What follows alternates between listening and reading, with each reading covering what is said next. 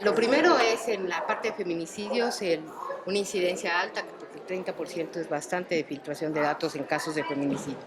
La otra tiene que ver con una total omisión en el ejercicio de la investigación en 4 de cada 10 de los casos, pero en el resto, en los otros 6, además hay negligencia. Es decir, no encontramos un solo momento, por eso están en quejas, en donde no haya alguna omisión. Pero omisiones muy destacables, muy importantes en 4 de cada 10, y eso está, si estás hablando de una omisión plena. Y estamos hablando también, espera un tantito, en las medidas de protección. Muchas veces ustedes saben, y esto es bien importante porque las medidas de protección permiten, pues, de entrada, evitar la escalada o tener víctimas indirectas alrededor de la violencia de género, y en este caso solamente en 2 de cada 10 se emiten medidas de protección para las víctimas. Entonces estamos diciendo que los otros 8 casos pueden terminar pues pueden terminar mal porque todavía no hay medidas de protección, no se emiten las medidas de protección. Va a haber un planteamiento específico a la Procuraduría por esas filtraciones que se han dado en los casos de feminicidio. Tenemos el caso de Lesbi. De hecho, en los 10 puntos que ya pusimos está esta parte de que hay que detener las filtraciones, porque finalmente, lo habíamos dicho, no nada más revictimizan, no nada más, sino básicamente no permiten hacer una investigación con todo lo que tiene que tener. Entonces, ya hemos, los informes no son, que son básicamente líneas.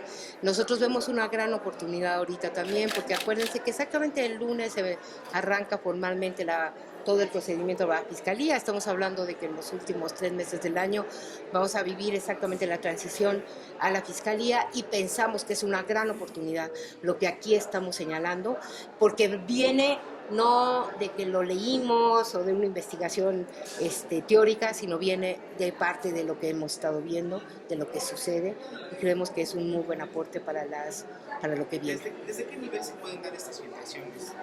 Te dan desde el nivel de la puerta. Es más, tenemos detectado, por eso hablamos también en los puntos de lo que se llama el primer respondiente, el primer contacto, y es que muchas veces ni siquiera llega a Barandilla, ni siquiera llega con el ministerio. A la puerta, a la entrada, ahí empiezan a atacar, empiezan a decir que para qué, les empiezan a desactivar, que mejor no estén ahí, que se van a tardar mucho, o lo que es típico, y eso es muy importante, y por eso estamos haciendo mucho énfasis también en la recomendación en la parte de violencia familiar, ¿no? Porque allí hay una escalada. O sea, la violencia es, bajo excepción, en 1 de cada 10 casos, es espontánea.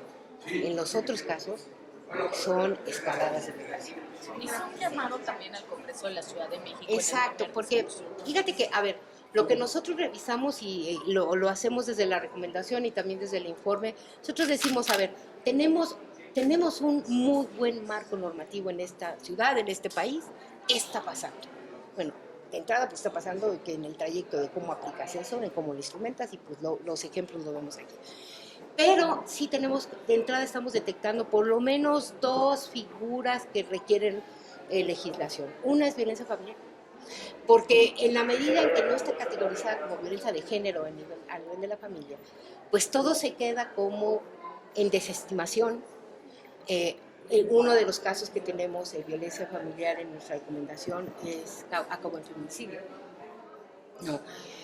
Porque tiene que ver con eso, es decir, como naturalizamos y decimos que es privado, esto no es, y no tenemos la fuerza legal ni la normativa para que verdaderamente se sigan los procedimientos. ¿Qué tipo de procedimiento sería? Hay una parte muy importante, y es análisis de contexto, ¿no? La violencia de género se tiene que analizar, se tiene que visualizar e investigar alrededor del contexto de la vida, de la situación, de la discriminación, de todo, de las mujeres. Entonces, si nosotros, por eso estamos haciendo el llamado al Congreso, de que en el ámbito de sus competencias le entre a legislar lo que tendría que legislar para poder fortalecer la normatividad con relación a lo que nosotros denominaríamos violencia de género en el ámbito familiar. ¿Ese sería el delito, por así decirlo, crear el nuevo tipo penal? Sí, es penal, pero también es salud, y no nada más es penalización, es Cuando tú incrementas y das otra categoría a la figura legal, le das fuerza para que haya otro tipo de análisis de intervenciones. No es punitivo nada más, ¿eh? Es cómo puedes a partir de eso darle fuerza y prevenir, parte fundamental de lo que vemos en estos patrones, ¿no? La otra es algo que mencioné ahí, que tiene que ver y que ya han estado trabajando, y es una emergencia que cada vez vamos a ir viendo más, y es todo lo que tiene que ver con violencia en el ámbito cibernético, de lo cual tenemos muy poco, pero tenemos un poco todo el mundo, hasta los ciudadanos, que muchos de nosotros no tenemos idea de cómo. Déjense de cómo vivir la vida en la nube, sino cómo vivir la violencia desde también las nubes, ¿no? Entonces creo que hay un gran reto ahí también normativo y de ¿por qué? ¿Por qué normativo? En la normatividad lo que te hace es arrancarte por lo menos la institucionalidad, ¿no?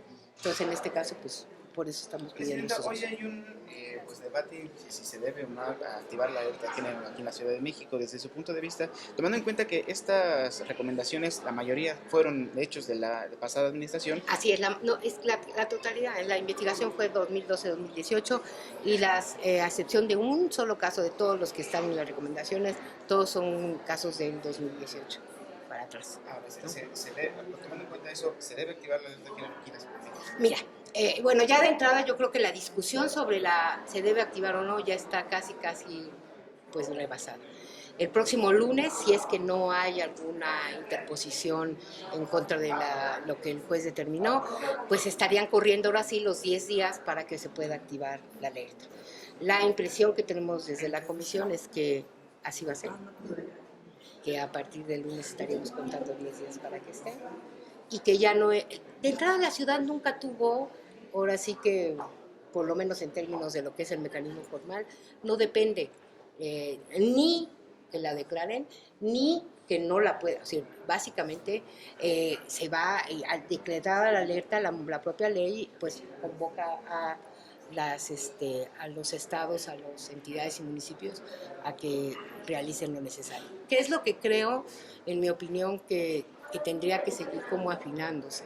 A ver, creo que la propia sentencia del amparo habla y convoca a que hay que sentarse a ver las metodologías y qué está pasando con la aplicación de la alerta. Sería un panorama viable entonces que primero se decrete y ya luego inicia esta etapa de análisis. Lo que ustedes van a ver es básicamente, ¿se acuerdan de las 17 puntos que están señalados cuando se dice que no se va a declarar en junio? Esos 17 puntos son los mismos que van a venir en la alerta, con excepción de 2.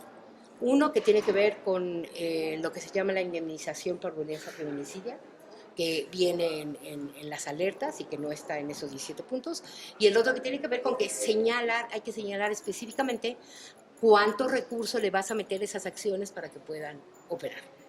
Eso no venía en esos 17 puntos, eso es lo que vamos a ver cuando se declare la alerta que va a venir. Adicional, que creo hay que revisar. Sí, yo creo que lo que vimos ahora y estamos tratando como dibujar y como ustedes lo ven es un problema complejo, que tiene múltiples aristas, pero que también en donde ya tenemos la suficiente conocimiento para ver qué tenemos que cambiar, ¿no? Y qué tenemos que cambiar no nada más por los casos incluidos en la alerta, sino en general por todo lo que estamos viendo que implica la violencia de género. ¿Cuál sería el exhorto al Tribunal Superior de Justicia? Si bien cuando hay un caso de violencia de género o homicidio y se presenta algún imputado en los juzgados, pues se caen, ¿no? Se caen todos los casos y quedan en libertad. Un ejemplo pues sería el de una chica que violaron en una clínica de IMSS. ¿Cuál sería ese exhorto? Mira, yo creo que aquí son diferentes tipos de nivel. Yo creo que lo que está marcando tanto el informe como las recomendaciones es que si tú no tienes bien integrado el expediente, lo que va a provocar es que los jueces ni siquiera puedas pensar que sea por omisión, que los jueces no tengan los elementos suficientes para poder actuar como se debe actuar. Entonces tenemos que entrar más bien desde atrás. Yo no lo vería tanto en la parte como de cuando llegas ya a la judicialización, sino de cómo tú, como fiscal. A ver, ¿quién es el defensor de las muertes feminicidio? El Ministerio Público. Entonces, si ellos no hacen bien el trabajo para aportar las pruebas, para tenerlas bien, para estar en primer respondiente, pues vas a tener muy pocas posibilidades que ya en el sistema jurisdiccional pues tengas. Presidente, usted había comentado que iba a ser la violencia familiar es la primera de América Latina. Es la primera de América Latina que se da. Es que es bien, no crean, es difícil. o más bien hay una discusión entre que como no estaba en las categorías de violencia de género, se pudieran emitir recomendaciones alrededor de eso. Pero creo que nosotros con estos casos logramos, digamos, determinar y logramos señalar algo que es muy importante y que creo que es punta de lanza, no porque lo emita la Comisión, sino por el precedente que instala alrededor del llamado de que tenemos que empezar también por ahí. Y nada más, usted había comentado que deberían de haber sanciones fuertes para aquellas personas que estén filtrando información. ¿Está contemplado dentro de este informe? Está ¿Qué tipo de contemplado. sanciones serían? Lo que pasa es que, a ver, la sanción tiene que ir en términos de que tienen que abrir los expedientes y tienen que, a ver, todas las instituciones tienen procesos. Primero abres un proceso administrativo, después vas a das vista a Contraloría o a los órganos internos de control. Hay otros, por ejemplo, como la Secretaría de Seguridad Ciudadana, que tiene un Consejo de Honor y Justicia. O sea, hay procedimientos diferenciados en todos. De entrada los tiene que haber, ¿no? Y lo otro es que tienes después de eso que aplicar, pues que si hay que irse por la ruta de denuncia administrativa, tienes que hacerlo, y que si tienes que irte por la ruta de denuncias penales, también tienes que hacerlo. Y lo que está pasando, y eso es lo que tenemos en nuestro programa de lucha contra la impunidad, es que no lo hacen. No lo hacen. A veces lo reportan a Contraloría no investiga, los casos no pasan ya ni siquiera a niveles ni de sanciones administrativas leves, no, nada, no pasan a nada.